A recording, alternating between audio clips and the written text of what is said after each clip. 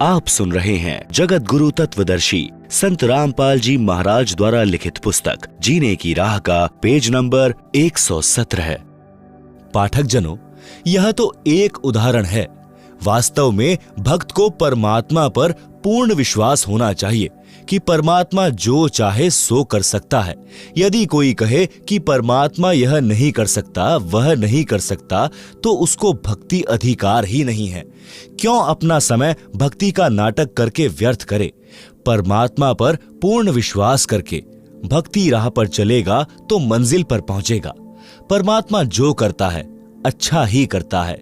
दीक्षा लेने के उपरांत भक्त के ऊपर भक्ति की राह में कितना ही कष्ट आए, मन में यही आए कि परमात्मा जो करता है भक्त के भले में ही करता है। आप सुन रहे हैं जगत गुरु तत्वदर्शी संत रामपाल जी महाराज द्वारा लिखित पुस्तक जीने की राह का पेज नंबर 118। एक कथा। एक राजा तथा महामंत्री गुरु के शिष्य थे। महामंत्री जी को पूर्ण विश्वास था, परंतु राजा को सत्संग सुनने का समय कम मिलता था, जिस कारण से वह परमात्मा के विधान से पूर्ण परिचित नहीं था, परंतु भक्ति श्रद्धा से करता था।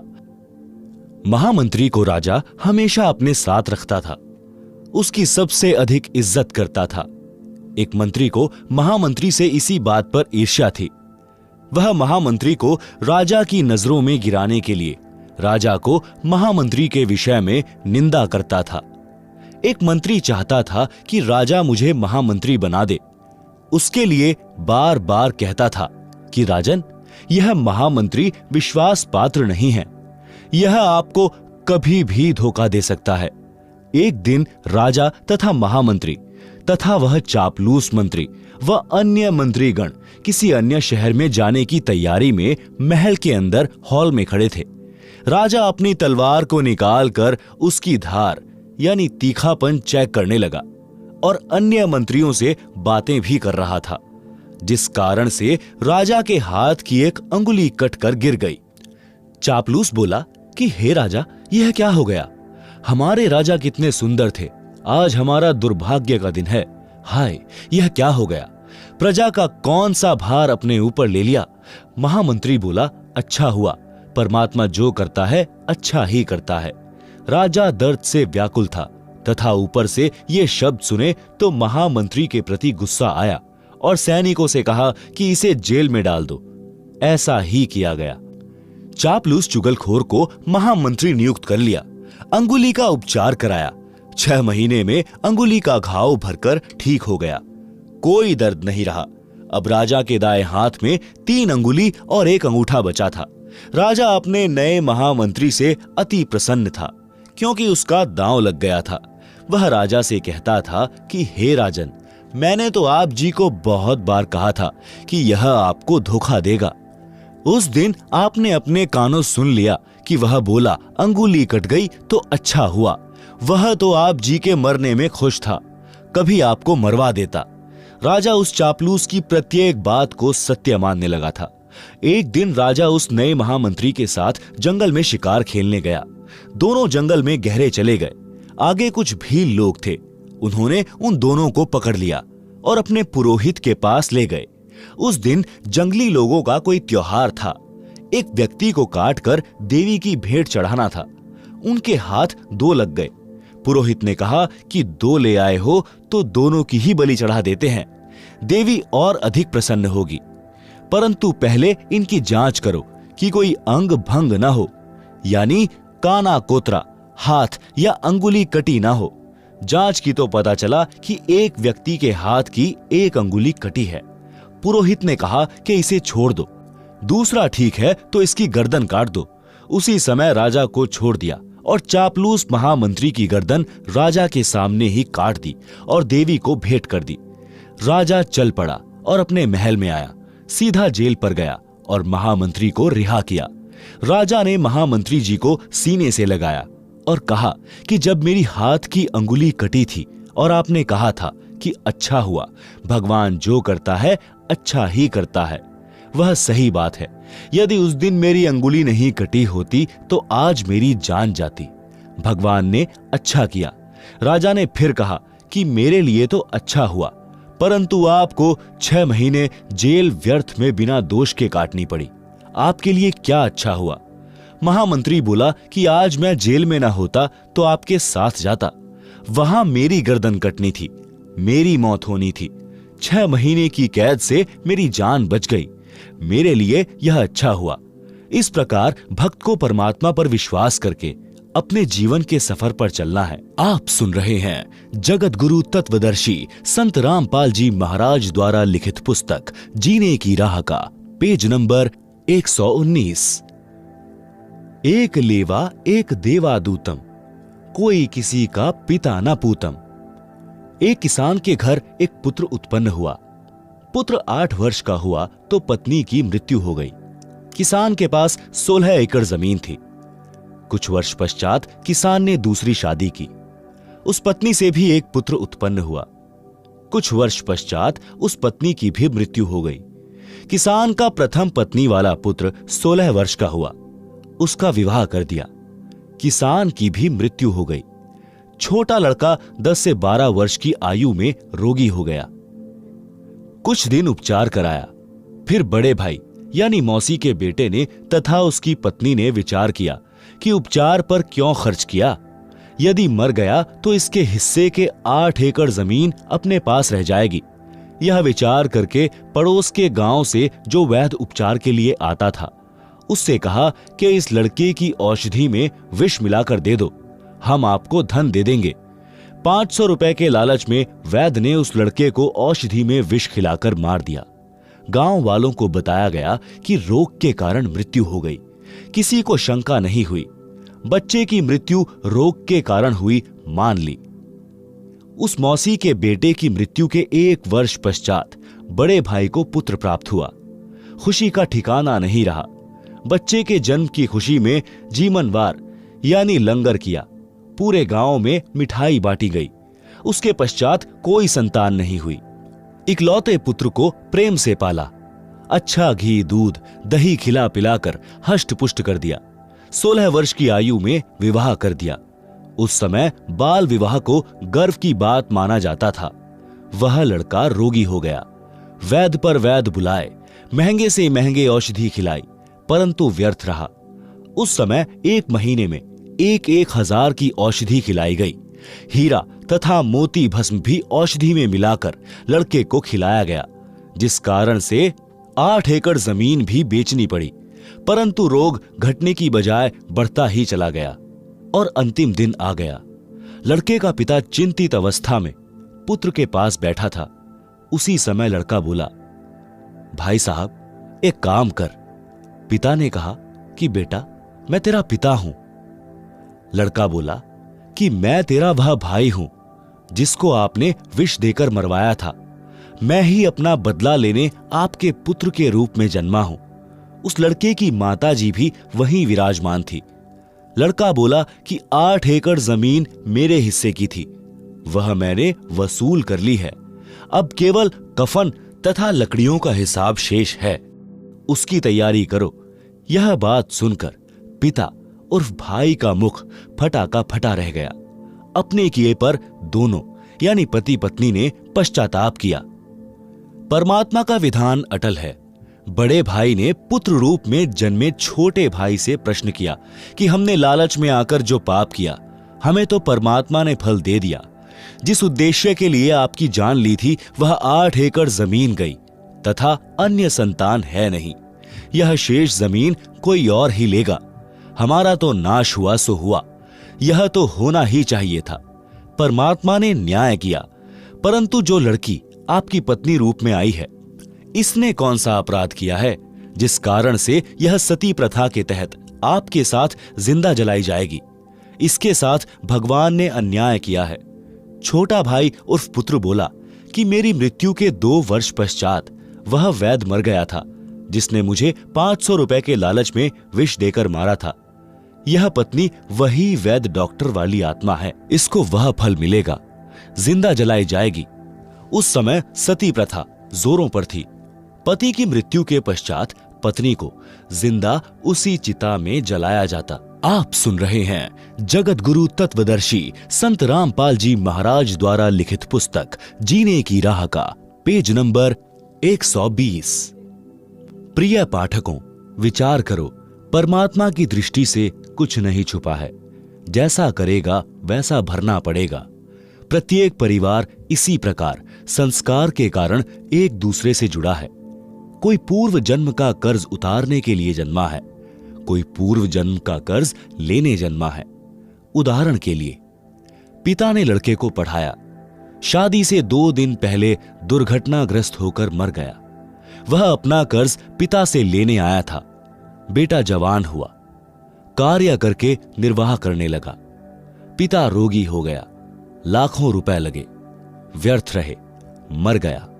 यह पिता पिछले जन्म का कर्ज लेने आया था, कुछ देने आया था। लड़की का विवाह किया, 2 वर्ष पश्चात लड़की मर गई।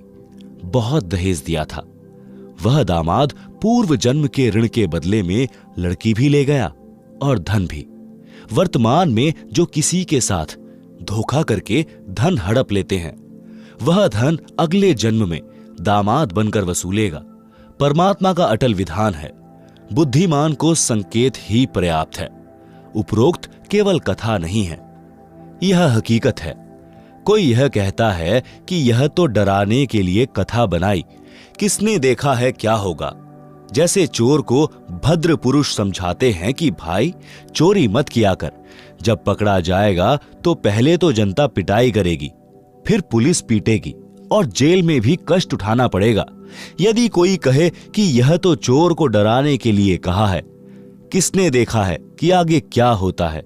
विचार करें कि चोर को सच्चाई से अवगत करवाकर डराया है और सच्चाई भी है। यदि चोर सच्चाई से डरकर चोरी करना त्याग देगा तो उसकी भलाई है। यदि कहेगा कि किसने देखा है, आगे क्या होता है, उसके साथ वह सब गुजरेगी जो पहले बताई गई थी।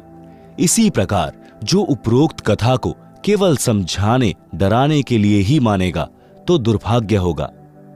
इसको इतनी ही सत्य समझना जैसे चोर को सतर्क किया है। लेखक ने यह कथा सन 1978 में एक पशुओं के डॉक्टर से सुनी थी, जो किसान के 2 पुत्रों वाली कथा ऊपर बताई है। वह इस कथा को अपने पास बैठने वाले को अवश्य सुनाता था, परंतु अमल कतई नहीं करता था। 10 रुपए की दवाई देकर 4 डिस्टिल्ड वाटर के इंजेक्शन लगाकर 200-300 रुपए वसूलता था। फिर शाम को मिलता तो अपने कारनामे भी बताता था कि यदि कम रुपए लूंगा तो भैंस वाला यह समझेगा कि अच्छी दवाई नहीं दी। भैंस को स्वस्थ तो 10 रुपए की दवाई से ही हो जाना था। विचार करें कि ऐसे व्यक्तियों की कथनी और करनी में अंतर है, तो उनके द्वारा सुनाई इन कथाओं का अन्य पर कैसे प्रभाव होगा। संत गरीबदास जी ने कहा है कि ये बातें कहन सुनन की नहीं है, कर पाड़ने की हैं, यानी इन पर अमल करना चाहिए। परमात्मा के विधान को समझकर निर्मल जीवन यापन करो, जीवन की राह को कांटों रहित बनाएं। आप सुन रहे हैं जगत गुरु तत्वदर्शी संत रामपाल जी महाराज द्वारा लिखित पुस्तक जीने की राह का पेज नंबर 121। एक लेवा एक देवादूतम।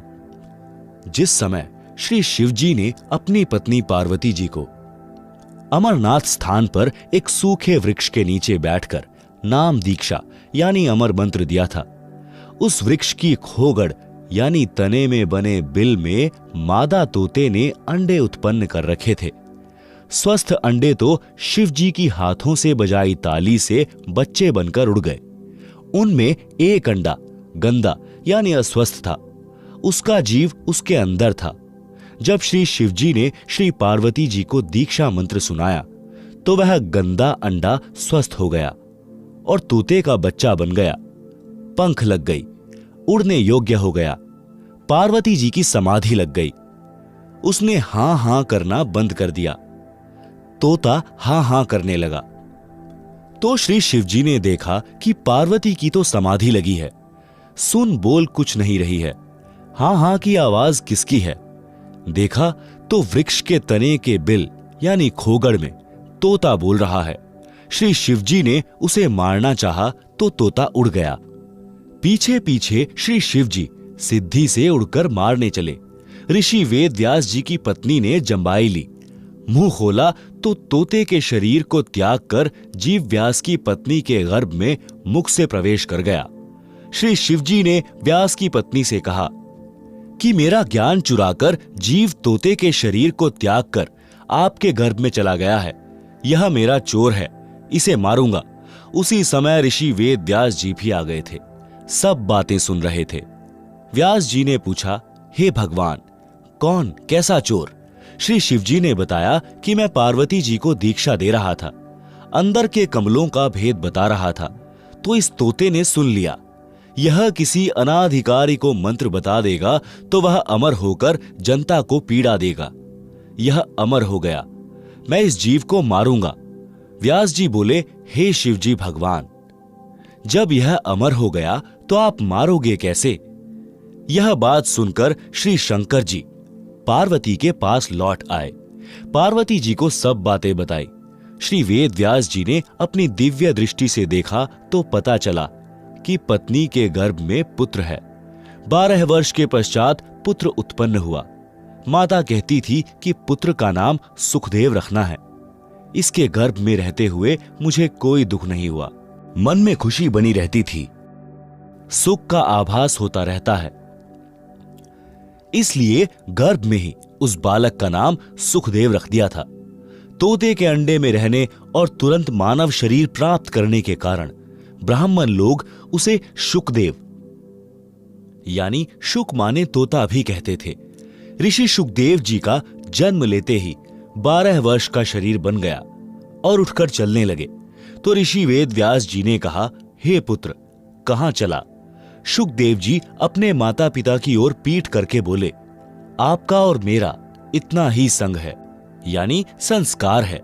ऋषि व्यास जी ने कहा, हे पुत्र सुखदेव, हमने तेरे जन्म लेने की 12 वर्ष प्रतीक्षा की और आज आप छोड़कर जा रहे हो, एक बार मुख तो दिखा दे। सुखदेव ऋषि बोले, हे ऋषि जी, बहुत बार आप मेरे पिता बने, अनेकों बार मैं आपका पिता बना। यह तो बड़ा बखेड़ा यानी झंझट है। मैं भक्ति करके जन्म मरण से मुक्ति करवाऊंगा। मैं आपकी ओर मुख इसलिए नहीं कर रहा हूं कि कहीं मेरा आप में मोह ना हो जाए। यह कह संत गरीबदास जी ने वाणी द्वारा बताया है कि एक लेवा एक देवा दूतम, कोई काहू का पिता न पूतम। ऋण संबंध जुड़ा एक ठाठा, अंत समय सब 12 बाटा। आप सुन रहे हैं जगत गुरु तत्वदर्शी संत रामपाल जी महाराज द्वारा लिखित पुस्तक जीने की राह का पेज नंबर 122। भावार्थ, शुकदेव जी ने कहा कि जो परिवार के सदस्य बेटा, पिता आदि आदि नातों में हैं, वे सब पूर्व जन्मों का ऋण लेने या देने के लिए जुड़े हैं। वास्तव में कोई किसी का पिता पुत्र नहीं है। मृत्यु के उपरांत सब अपने अपने संस्कारवश भिन्न स्थानों पर जाकर अन्य शरीर धारण कर लेते हैं। इसलिए कोई किसी का पिता पुत्र नहीं है। पाठकों ने ऊपर किसान के पुत्रों वाली कथा में पढ़ा है कि बड़े भाई ने छोटे मौसी के पुत्र को 8 एकड़ जमीन के लालच में मरवाया, तो वही जीव उसका पुत्र बनकर अपना ऋण लेने जन्मा और अपना हिसाब चुकता करके मर गया। इसलिए कहा है कि एक लेवा यानी ऋण लेने वाला, एक देवा यानी ऋण चुकाने वाला, दूतम कोई काहू का पिता नहीं पूतम। ऋण संबंध जुड़ा एक ठाठा यानी परिवार रूप में ठाठ से रहते दिखाई देते हैं। अचानक मृत्यु हो जाती है। अंत समय में 12 बाटा यानी मृत्यु के पश्चात कोई नहीं, और जन्म लेगा यानी 12 यानी 12 बाट यानी रास्तों पर चले जाएंगे। इतनी वार्ता पिता से करके शुकदेव आकाश में उड़कर अन्य स्थान पर चला गया। प्रिय पाठकों, इसलिए भक्ति करो और जीव का कल्याण करवाओ। केवल परिवार से चिपक कर अपना जीवन नष्ट न करो। परमात्मा की भक्ति से ऋण भी सरलता से उतर जाएगा। आप सुन रहे हैं जगत गुरु तत्वदर्शी संत रामपाल जी महाराज द्वारा लिखित पुस्तक जीने की राह का पेज नंबर 123। कथनी और करनी में अंतर घातक है। एक व्यक्ति प्रसिद्ध कथावाचक था तथा प्रतिदिन रामायण का पाठ भी करता था। एक दिन किसी कार्यवश पाठी जी को शहर जाना पड़ा। उसके साथ उसका साथी भी था। गांव से 3 किलोमीटर दूर रेल का स्टेशन था। सुबह 5 बजे गाड़ी पर चढ़ना था, इसलिए स्नान करके स्टेशन पर पहुंच गए। विचार किया कि पाठ गाड़ी में कर लूंगा। गाड़ी में चढ़ गए। जिस डिब्बे में वे दोनों चढ़े वह भरा था। कोई सीट खाली नहीं थी। कुछ व्यक्ति खड़े थे। गाड़ी चल पड़ी। कुछ देर पश्चात उस पाठी ने सीट पर बैठे 2 व्यक्तियों से कहा कि भाई साहब, कृपया मुझे सीट दे दें, मैंने रामायण का पाठ करना है। आज गाड़ी पकड़ने की शीघ्रता के कारण घर पर नहीं कर सका। सज्जन पुरुषों ने पूरी सीट ही खाली कर दी। वे खड़े हो गए और बोले, हे विप्र जी, हमारा अहोभाग्य है कि आज हमको भी पवित्र ग्रंथ रामायण जी का अमृत ज्ञान सुनने को मिलेगा। पंडित जी ने पाठ ऊंचे स्वर में बोलना शुरू किया। प्रसंग था, भरत ने अपने बड़े भाई के अधिकार वाले राज्य को स्वीकार नहीं किया। जब तक श्री रामचंद्र जी वनवास पूर्ण करके नहीं आए, तब तक राजगद्दी पर अपने भाई रामचंद्र की जूती रखी और स्वयं पृथ्वी पर बैठा और नौकर बनकर राजकाज संभाला। जब भाई रामचंद्र अयोध्या लौटे तो उनको राज्य लौटा दिया। भाई हो तो ऐसा। पाठ संपूर्ण होने पर सबने कहा कि वाह पंडित जी, वाह, कमाल कर दिया। एक व्यक्ति उसी डिब्बे में ऐसा बैठा था जिसने अपने पिताजी की वर्षी पर 1 दिन का पाठ करना था। कोई पाठी नहीं मिल रहा था। वर्षी अगले दिन ही थी। उसने पंडित जी से कहा कि हे गुरुजी, कल मेरे पिताजी की वर्षी के उपलक्ष्य में पाठ कर दो। पंडित जी बोले कि कल नहीं कर सकता। सब उपस्थित यात्रियों ने कहा कि पंडित जी, आपका तो कार्य यही है, इस बेचारे के लिए मुसीबत बनी है। परंतु पाठी साफ मना कर रहा था। सबने पूछा कि ऐसा क्या आवश्यक कार्य है जो आप कल पाठ को मना कर रहे हो। पंडित जी बात को टाले, बस वैसे ही। उसका साथी बोला कि मैं सच्चाई बताऊं, यह कल क्यों पाठ नहीं कर सकता। इसने अपने भाई पर 50 गज की कुर्ड़ी के गड्ढे पर मुकदमा कर रखा है। मैं इसका गवाह हूं, कल की तारीख है। उपस्थित व्यक्ति बोले कि हे पंडित जी, कथा तो कैसी मार्मिक सुनाई और आप अमल कतई नहीं करते। ऐसे व्यक्ति के द्वारा की गई कथा का श्रोताओं पर क्या प्रभाव पड़ेगा। कबीर जी ने कहा है कि करनी तज कथनी कथें, अज्ञानी दिन रात। कुक्कर यानी कुत्ते, कुक्कर ज्यों भौंकत फिरें, सुनी सुनाई बात। गरीबदास जी ने भी कहा है, बीजक की बातां कहें, बीजक ना ही हाथ, पृथ्वी डोबन उतरे, ये कह मीठी बात। आप सुन रहे हैं जगत गुरु तत्वदर्शी संत रामपाल जी महाराज द्वारा लिखित पुस्तक जीने की राह का पेज नंबर 124। शब्दार्थ। जो व्यक्ति कहते हैं ज्ञान की बातें औरों को शिक्षा देते हैं कि किसी का बुरा मत करो, परंतु स्वयं गलती करते हैं, वे आध्यात्मिक गुरु उस कुत्ते के समान है जो व्यर्थ में भौंकता रहता है। उसी प्रकार ये धर्म गुरु एक दूसरे से कथा सुनकर शिष्यों को सुनाते हैं, स्वयं अमल नहीं करते। वाणी नंबर 2। वे अज्ञानी धर्म गुरु तत्व ज्ञान कहकर कोरे अज्ञान का प्रचार करते हैं, क्योंकि उनको तत्व ज्ञान का पता नहीं है। वे झूठे व्यक्ति पृथ्वी पर मानव के अनमोल जीवन का नाश करने के लिए जन्मे होते हैं। सत्संग से मिली भक्ति की राह। संत नित्यानंद जी का बचपन का नाम नंदलाल था। वे ब्राह्मण कुल में जन्मे थे। संत गरीबदास जी गांव छुड़ानी, जिला झज्जर के कुछ समय समकालीन थे। संत गरीबदास जी का जीवन सन 1717 से सन 1778 तक रहा था। उस समय ब्राह्मणों का विशेष सम्मान किया जाता था, सर्वोच्च जाति मानी जाती थी, जिस कारण से गर्व का होना स्वाभाविक था। नंदलाल जी के माता पिता का देहांत हो गया था। उस समय वे 7-8 वर्ष के थे। आप जी के नाना जी नारनौल के नवाब के कार्यालय में उच्च पद पर विराजमान थे। आप जी का पालन पोषण नाना नानी जी ने किया। शिक्षा के उपरांत नाना जी ने अपने दोहते नंदलाल को नारनौल में तहसीलदार लगवा दिया। एक तो जाति ब्राह्मण, दूसरे उस समय तहसीलदार का पद, जिस कारण से अहंकार का होना सामान्य बात है। तहसीलदार जी का विवाह भी नाना नानी ने कर दिया था। तहसीलदार जी के महल से थोड़ी दूरी पर एक वैष्णव संत श्री गुमानी दास जी अपने किसी भक्त के घर सत्संग कर रहे थे। वे श्री विष्णु जी के भक्त थे।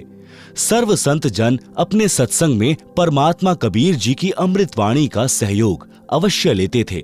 सत्संग में बताया गया कि मानव जीवन किस लिए प्राप्त होता है, परंतु सत्संग न सुनने के कारण सांसारिक उठा पटक में अपना अनमोल मानव जीवन नष्ट कर जाता है।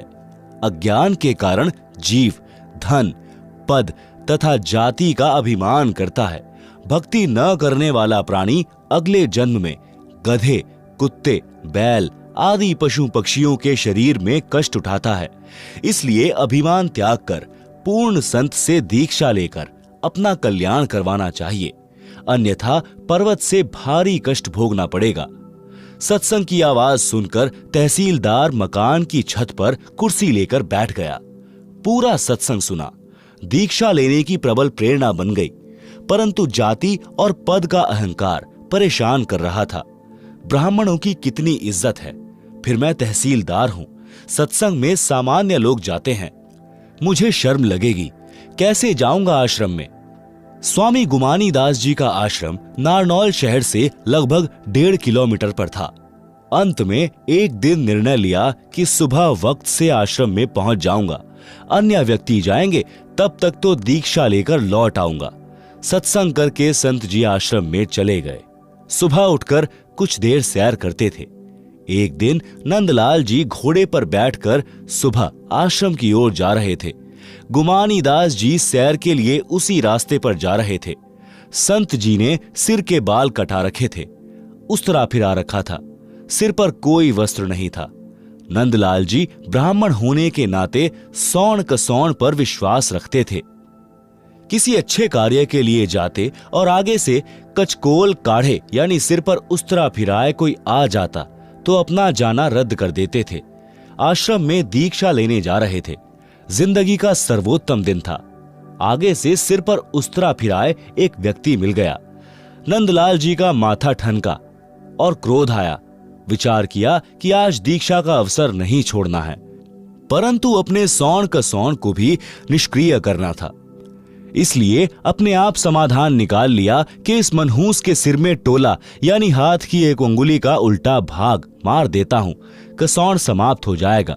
इसी उद्देश्य से घोड़ा उस व्यक्ति यानी संत गुमानी दास जी के पास जाकर रोका और कहा कि हे कमबख्त, तूने आज ही सिर मुंडवाकर मेरे सामने आना था। आज मैं अपनी जिंदगी के सबसे उत्तम कार्य के लिए आश्रम में जा रहा था। यह कहकर गुमानी दास जी के सिर पर टोले मारे और घोड़ा आश्रम की ओर चला दिया। संतों के साथ ऐसी घटनाएं आम होती हैं, वे अधिक ध्यान नहीं देते। विचार तो किया कि व्यक्ति सभ्य तथा कोई उच्च अधिकारी तथा उच्च कुल का लग रहा था। कार्य पालियों वाले कर गया। नंदलाल आश्रम में गया। वहां संत के शिष्य मिले। राम राम हुई। आने का कारण बताया।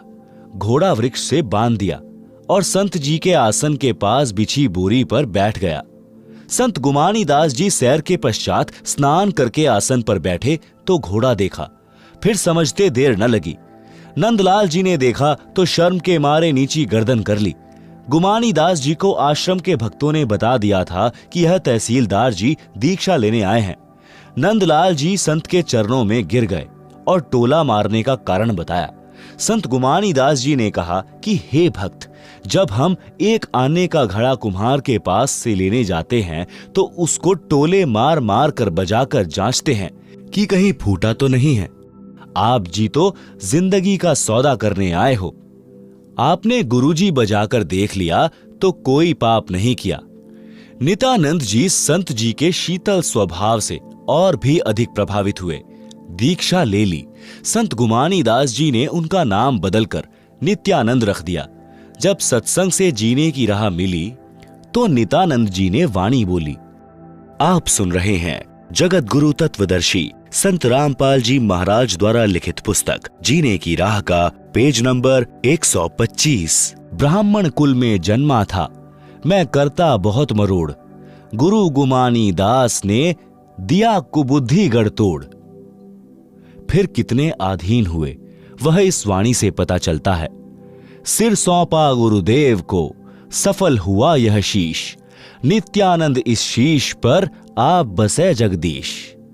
भावार्थ, जब तक सत्संग के विचार सुनने को नहीं मिलते तो भूलवश मानव अहंकार में सड़ता रहता है।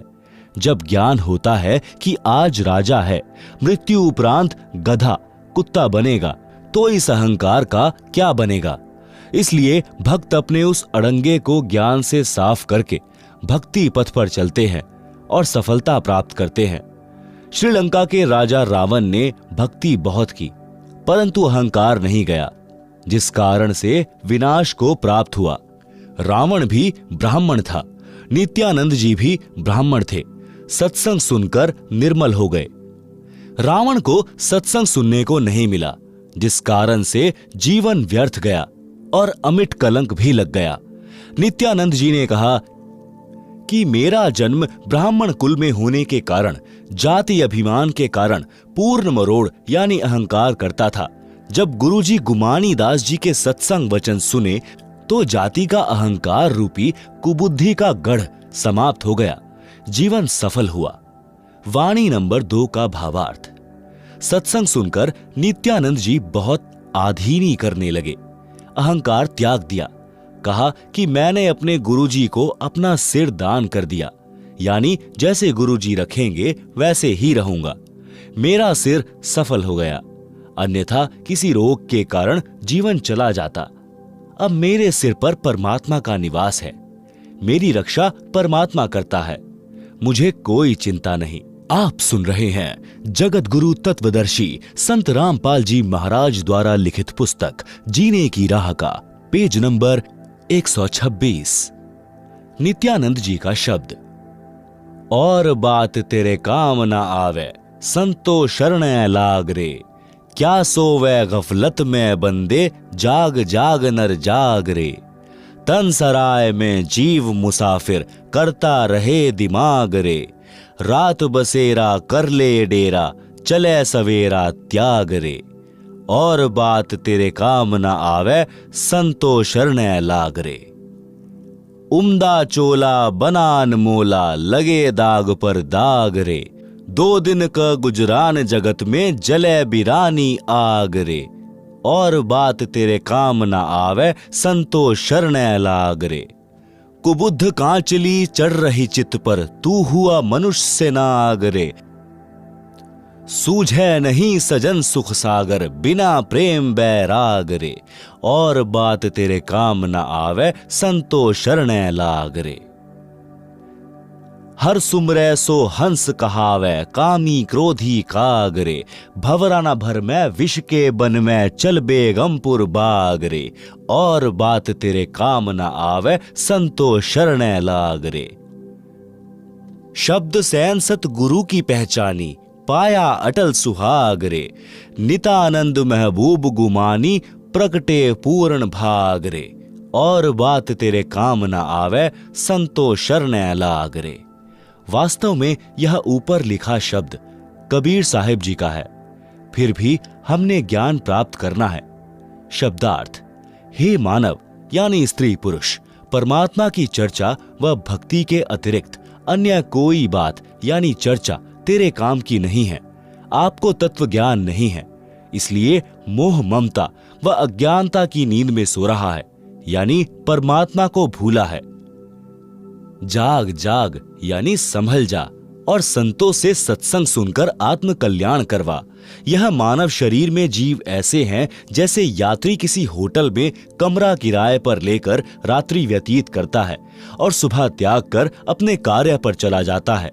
इसी प्रकार इस शरीर रूपी होटल में जीव यात्री के समान है। जब मृत्यु का समय आएगा तब सवेरा हो जाएगा, यानी शरीर रूपी सराय यानी होटल को त्यागने का समय हो गया है। आप शरीर त्याग कर भक्ति न करके खाली हाथ जाओगे। आप सुन रहे हैं जगत गुरु तत्वदर्शी संत रामपाल जी महाराज द्वारा लिखित पुस्तक जीने की राह का पेज नंबर 127। मानव शरीर रूपी वस्त्र अनमोल है। तत्व ज्ञान के अभाव से भक्ति न करके, पाप पर पाप करके इस पर दाग लगा रहा है। इस संसार में जीवन अधिक नहीं है। अपने परिवार के पोषण में तथा धन संग्रह करने में जो परेशानी उठा रहा है, पाप करके धन जोड़ रहा है, मृत्यु के पश्चात परिवार तथा संपत्ति धन बेगानी हो जाएगी। इसे जोड़ने में किए पाप तुझे नरक में जलाएंगे। पाप करके दूसरे की बिरानी यानी आग में न जलकर मर। सत्संग सुने बिना पाप पुण्य तथा शिष्टाचार का ज्ञान नहीं होता। मानव शरारती बुद्धि का हो जाता है। मानवता को भूलकर अपनी शक्ति के द्वारा निर्बल को सताकर सर्प वाला कार्य कर रहा है, जो तेरे नाश का कारण बनता है। हे सज्जन पुरुष, यह ज्ञान है जो बिना प्रेम व सच्ची लगन से सत्संग सुने बिना नहीं होता। जो व्यक्ति भक्ति करता है तो उसे भक्त कहते हैं, यानी हंस पक्षी जैसा अहिंसावादी कहा जाता है। अर्थात भक्त किसी को कष्ट नहीं देता।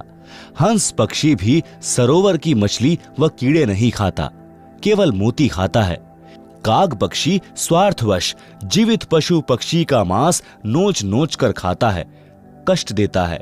इसी प्रकार सत्संग न सुनने वाला व्यक्ति अध्यात्म ज्ञान के अभाव से स्वार्थवश अन्य से धन लूटता है, चोरी करता है या अन्य कष्ट देता है, जो पाप है। हे जीव रूपी भंवरा, विषय विकारों, काम, क्रोध, मोह, लोभ रूपी विष के वन न भटक। यह काल लोक तो कष्ट का घर है। उस बिना कष्ट वाले सतलोक में चल, वह सुखदायक बाग है।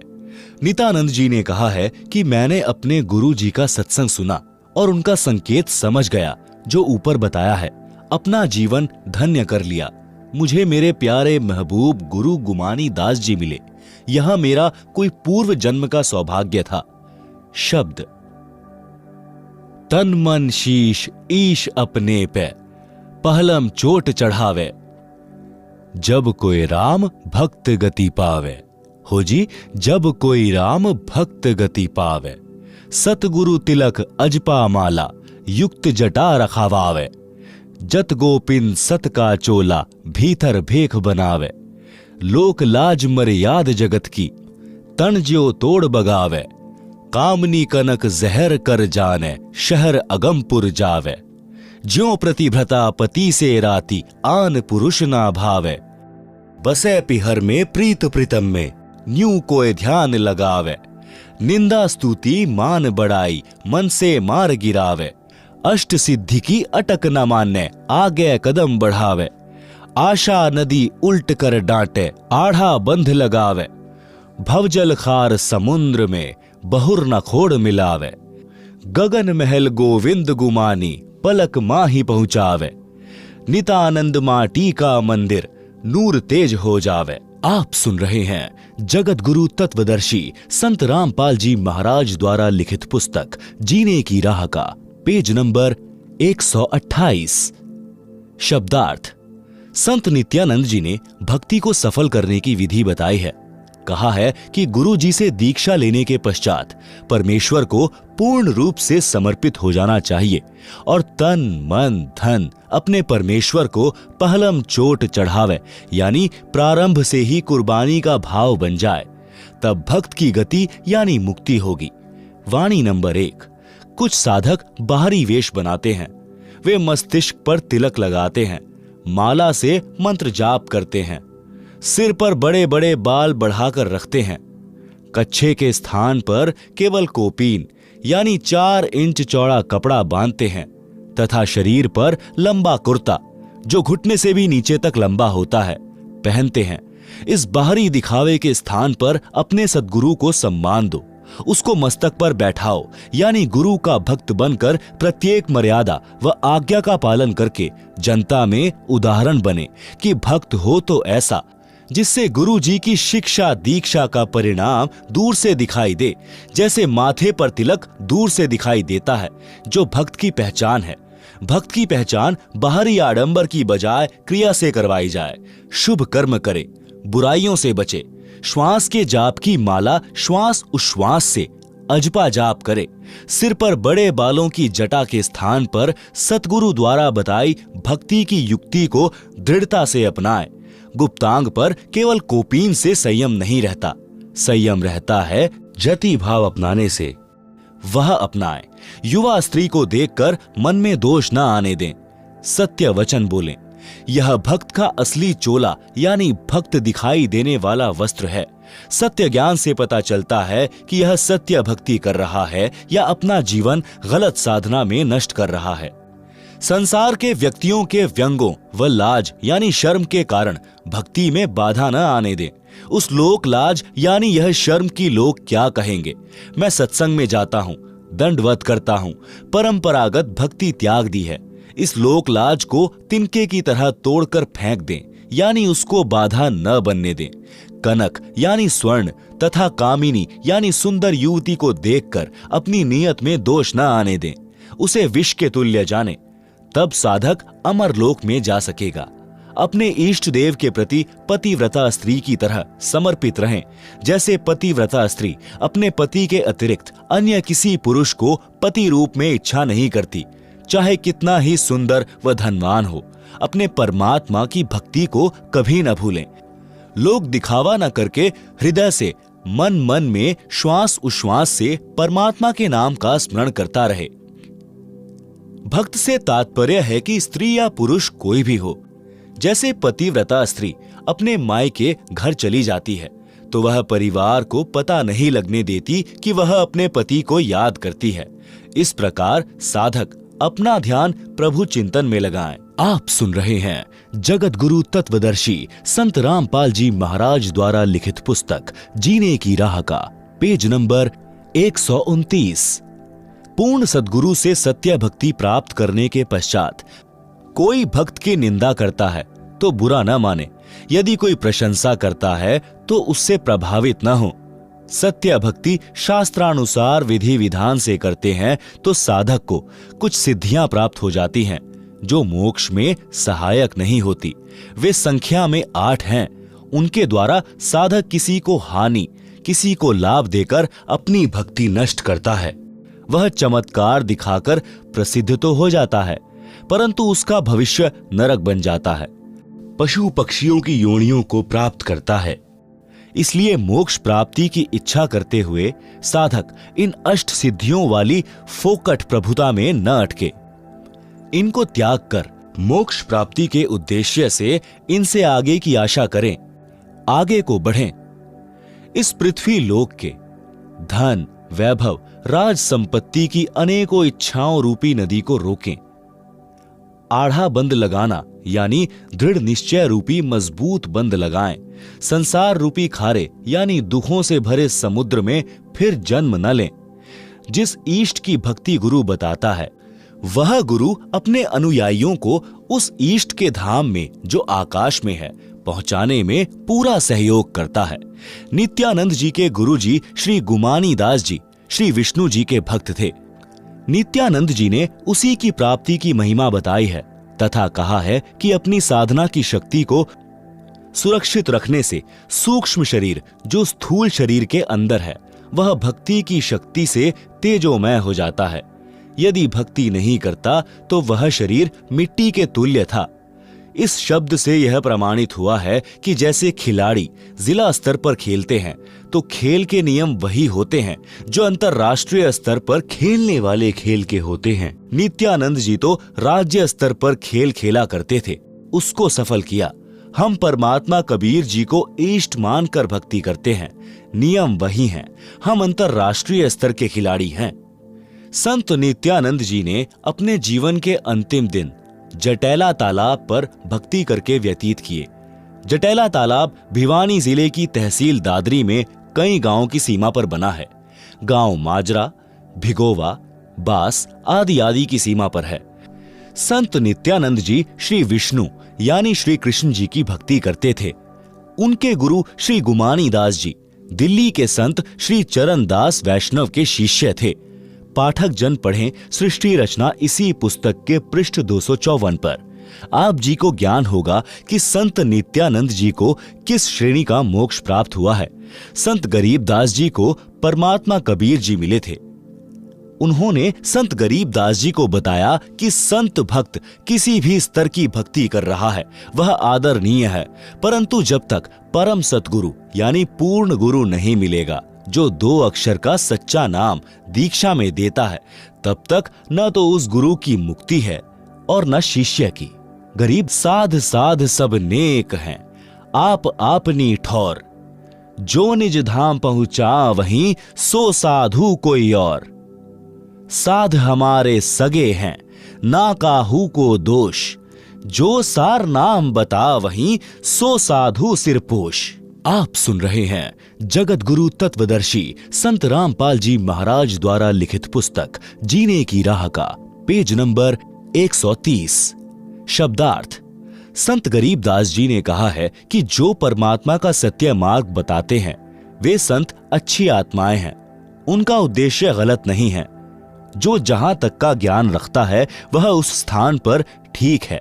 यानी जैसे कोई विष्णु की साधना बताता है, कोई शिव की तथा कोई ब्रह्म की साधना वेदों अनुसार करता तथा करवाता है, वह उस स्थिति तक तो ठीक है, परंतु साधना से निज धाम यानी सनातन परम धाम यानी सतलोक प्राप्त नहीं हो सकता।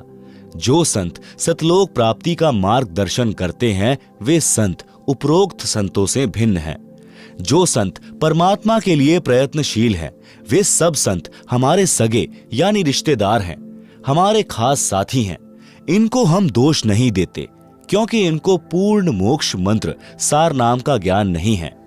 इन संतों का शिष्य बनने से जीव का पूर्ण मोक्ष नहीं होता, जन्म मरण बना रहता है। जो संत सार नाम की दीक्षा देते हैं वे हमारे सिर के ताज हैं। वे सिर माथे पर रखने योग्य हैं, अर्थात विशेष आदरणीय हैं। श्री विष्णु जी का स्वयं जन्म मरण रहता है तो उपासक को वह मोक्ष नहीं मिल सकता। जो गीता अध्याय 15 श्लोक 4 में कहा है कि तत्वदर्शी संत से तत्व ज्ञान प्राप्ति के पश्चात परमेश्वर के उस परम पद की खोज करनी चाहिए जहां जाने के पश्चात साधक फिर लौटकर संसार में कभी नहीं आता। केवल उस परमेश्वर की भक्ति करो जिसने संसार रूपी वृक्ष की रचना की है, संसार का विस्तार जिनसे हुआ है। हिंदू समाज के गुरुजन कहते हैं कि गीता का ज्ञान श्री कृष्ण जी ने अर्जुन को सुनाया। श्री कृष्ण जी श्री विष्णु जी का अवतार यानी स्वयं विष्णु जी माने जाते हैं। श्रीमद् भगवत गीता के अध्याय 4 श्लोक 5 में गीता बोलने वाले ने कहा कि हे अर्जुन, तेरे और मेरे बहुत जन्म हो चुके हैं, तू नहीं जानता, मैं जानता हूं। इससे स्पष्ट हुआ कि श्री विष्णु जी नाशवान हैं, जन्म मृत्यु होता रहता है। श्री देवी पुराण के 3 स्कंद में स्वयं विष्णु जी ने कहा कि मैं यानी विष्णु, ब्रह्मा तथा शंकर जन्मते मरते हैं, हमारा तो आविर्भाव यानी जन्म तथा तिरोभाव यानी मृत्यु हुआ करता है। इससे भी स्पष्ट है कि श्री विष्णु जी अविनाशी नहीं है। गीता अध्याय 2 श्लोक 17, गीता अध्याय 15 श्लोक 17 में भी अविनाशी परमात्मा तो गीता ज्ञान दाता से भी अन्य कहा है। फिर गीता अध्याय 18 श्लोक 62 में गीता ज्ञान दाता ने कहा कि हे भारत, सर्वभाव से तू उस परमेश्वर की शरण में जा, उस परमेश्वर की कृपा से ही तू परम शांति को तथा सनातन परम धाम को प्राप्त होगा। इन प्रमाणों से सहज में पता चलता है कि श्री नित्यानंद जी को गीता में वर्णित पूर्ण मोक्ष प्राप्त नहीं हुआ। कबीर जी ने कहा है कि जो जाकी शरणा बसे ताको ताकी इलाज, जल सौ ही मछली चढ़े बह जाते गजराज। आप सुन रहे हैं जगत गुरु तत्वदर्शी संत रामपाल जी महाराज द्वारा लिखित पुस्तक जीने की राह का पेज नंबर 131। भावार्थ। जो भक्त जिस भी देवी देव की भक्ति करता है वह इष्ट अपने भक्त को राहत अवश्य देता है, जो सामान्य व्यक्ति के लिए अनहोनी के समान होती है। उदाहरण के लिए यदि किसी व्यक्ति ने थानेदार की सेवा कर रखी है यानी मित्रता कर रखी है, तो थानेदार अपने मित्र को थाने में आने पर कुर्सी पर बैठाता है, चाय भोजन खिलाता पिलाता है, जो सामान्य व्यक्ति के लिए संभव नहीं है। यह सामान्य व्यक्ति के लिए अनहोनी से कम नहीं है। यदि किसी ने पुलिस अधीक्षक यानी एसपी से पहचान बना रखी है तो उसको और अधिक लाभ होता है। इसी प्रकार हम ऊपर चलें तो प्रांत में यदि मुख्यमंत्री जी से पहचान है तो उसको जो लाभ होगा वह नीचे वालों की तुलना में अनहोनी होगी। इसी प्रकार यदि देश के प्रधानमंत्री जी से मेल हो जाए तो लाभ का वार पार नहीं। लेखक यह कहना चाहता है कि यदि कोई देवी देवताओं की भक्ति करता है तो लाभ तो उनको भी मिलता है, परंतु जो लाभ पूर्ण परमात्मा की भक्ति से सर्व लाभ होता है, यदि प्रधानमंत्री का व्यक्ति है तो उसके साथ देश के सर्व मुख्यमंत्री, मंत्री तथा अन्य अधिकारी कर्मचारी हो जाते हैं। सब उसका सहयोग करते हैं, विरोध का स्थान नहीं रहता। इसी प्रकार पूर्ण परमात्मा की भक्ति करने वाले भक्त के साथ विश्व के सब देवी देवता हो जाते हैं। वे उसकी हर संभव सहायता करते हैं, बाधा नहीं करते। यदि कोई भूत पित्तर, प्रेत, भैरव, बेताल पूर्ण परमात्मा के भक्त को हानि करने की सोचता भी है तो देवी देवता ही उनको दूर कर देते हैं और बताते हैं कि तुम्हें पता है यह किसकी शरण में है। फिर वे शैतान शक्तियां भय मानकर कोई हानि करने की हिम्मत नहीं करते। यदि गलती से किसी भूत प्रेत ने कुछ छेड़छाड़ परमेश्वर के भक्त से कर दी तो उसे परमेश्वर के गण पकड़ कर ले जाते हैं और पिटाई करके सलाखों के अंदर बंद कर देते हैं। परमात्मा कबीर जी ने कहा है कि एक है साधे सब सधे, सब साधे सब जाए, माली सींचे मूल को, फूले फले अदाय। शब्दार्थ: आम या अन्य वृक्ष के पौधे की जड़ को जमीन में गड्ढा बनाकर रोपते हैं, जड़ की सिंचाई करते हैं। एक जड़ को साधने यानी पूजा करने से पौधे के सर्व अंग विकसित होते हैं। पौधा अच्छी तरह फलता फूलता है। पौधा पेड़ बनकर छाया, लकड़ी तथा फल देता है। यदि उस पौधे की शाखाओं को जमीन में गड्ढे में रोपकर सब शाखाओं की सिंचाई करेंगे और मूल की सिंचाई नहीं करेंगे तो सब कुछ नष्ट हो जाएगा। माली यानी पौधा रोपण का जानकार, जिसे माली कहते हैं, वह मूल की ओर से पौधे को जमीन में लगाता है, मूल की सिंचाई करता है, लाभ लेता है।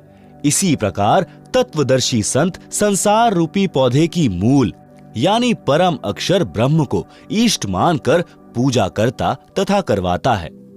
वह उस एक की पूजा करके सर्व देवों को साध लेता है। सर्व देवता उसी सत्पुरुष की आज्ञा में चलते हैं, साधक का कार्य सिद्ध करते हैं। यदि सब देवों की पूजा करेंगे तो सत्पुरुष रुष्ट हो जाएगा। उसकी आज्ञा के बिना देवता कुछ नहीं कर पाते। यानी साधक की साधना शास्त्र के विरुद्ध होने के कारण कुछ लाभ नहीं मिलता। इसलिए पूर्ण परमात्मा की भक्ति करें। वर्तमान में मेरे यानी रामपाल दास के अतिरिक्त विश्व में किसी को सत्य ज्ञान नहीं है।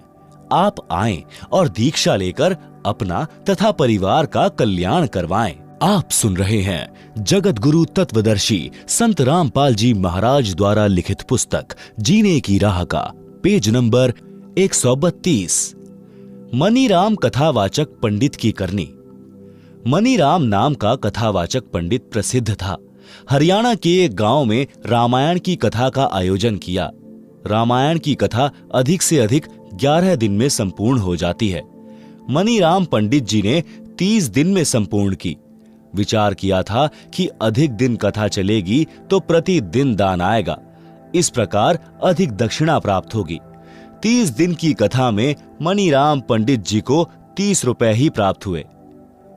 गांव के कुछ व्यक्तियों ने जिस दिन मनीराम ने कथा का समापन करना था उसी दिन उसी समय दिल्ली से नाचने गाने वाली प्रसिद्ध नृत्यिका चंपाकली का नाच गाना करा दिया। सारा गांव नाच गाना देखने सुनने उमड़ पड़ा। 2 घंटे में चंपाकली को 500 रुपए मिले। मनीराम जी को 30 दिन में कुल 30 रुपए प्राप्त हुए। पंडित जी के दुख का कोई वार पार नहीं रहा। रास्ते में गांव छुड़ानी था। मनीराम जी को पता था कि यहाँ गरीब दास जी परम संत रहते हैं, उनसे मिलकर आगे चलूंगा। संत गरीब दास जी के पास गांव तथा आसपास के गांवों यानी गवांड के 10-12 भक्त बैठे थे। उसी समय पंडित मनीराम जी पहुंच गए। संत गरीब दास जी से राम राम किया। संत गरीब दास जी ने भी राम राम कहा तथा उचित आसन देकर बैठाया। कुशल मंगल पूछा तो मनीराम बोले, हे महाराज, कलयुग का पहरा यानी समय आ गया है। धर्म का नाश हो लिया है, जान गेड़ा आ लिया है, अर्थात जनता का धर्म के प्रति भाव समाप्त हो चुका है।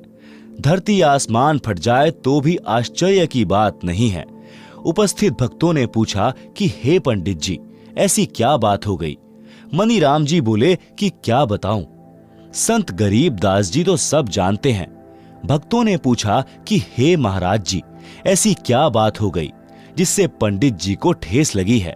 संत गरीब दास जी ने कहा कि फूटी आंख विवेक की, अंधा है जगदीश, चंपाकली को 500, मनीराम को 30।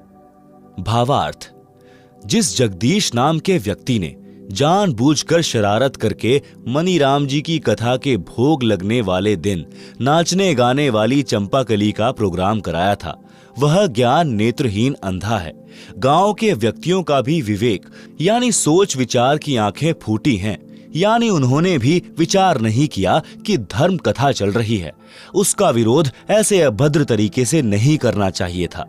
हे भक्तों, मनीराम जी ने 11 दिन में संपूर्ण होने वाली कथा को अधिक दक्षिणा प्राप्त करने लालचवश 30 दिन तक खींचा। गांव के कुछ शरारती व्यक्ति भी मनीराम जी के उद्देश्य से परिचित थे, जिस कारण से उन्होंने पंडित जी को सबक सिखाने के लिए नृत्यका को बुलाकर महापाप किया है। यह सच्चाई संत गरीब दास जी के मुख से सुनकर मनीराम जी के आश्चर्य का ठिकाना नहीं था। वह सोच रहा था कि आज 11:30 बजे सुबह भोग लगाकर मैं सीधा यहीं पहुंचा हूं। संत गरीब दास जी को कैसे पता चला? ये तो परमात्मा हैं, सब जानते हैं। मनीराम आसन से उठा और संत गरीब दास जी के चरणों में गिर गया और बोला, प्रभु, आपने सच कहा है कि मैंने भी लालचवश कथा को लंबा खींचा था। आप तो जानी जान हो।